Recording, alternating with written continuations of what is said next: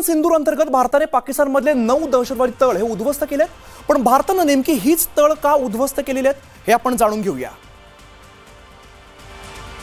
तर बहावलपूर हे सगळ्यात मोठं तळ उद्ध्वस्त करण्यात आलेलं आहे। इंटरनॅशनल बॉर्डर पासून 100 किलोमीटर अंतरावर जैश ए मोहम्मदचं हेडक्वार्टर जिथे होतं तेच हेडक्वार्टर उद्ध्वस्त करण्यात आलेलं आहे। 9 टार्गेट पैकी दुसरं टार्गेट आहे मुरीद के। सांबा पासून 30 किलोमीटर अंतरावरती आणि लष्कर ए तोयबाचा हा महत्त्वाचा तळ होता, त्यामुळे अतिशय महत्त्वाचं टार्गेट आहे। मुंबईतील हल्ल्यावेळी दहशतवादी मुरीद के वरूनच मुंबईमध्ये आले होते आणि त्याच तळाला उद्ध्वस्त करण्यात आता भारताला यश आलेलं आहे। एलओसीच्या जवळ पुंछ राजौरी पासून 35 किलोमीटर अंतरावर फक्त मुरीद केचं हे तळ होतं, ते आता उद्ध्वस्त करण्यात आलंय।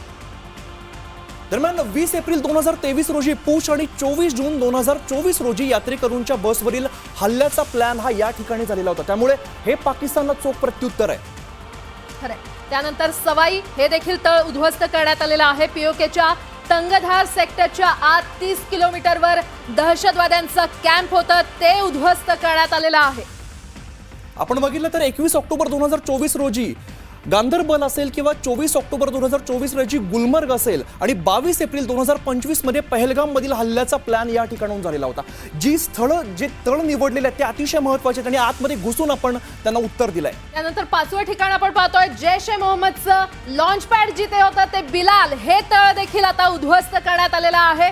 कोटली हे देखील तळ उद्ध्वस्त करण्यात आलेलं आहे। राजौरीच्या जवळ एलओसी पासून 15 किलोमीटर दूर लष्कर ए तोयबाचा हा तळ होता, तो उद्ध्वस्त करण्यात भारताला यश आले।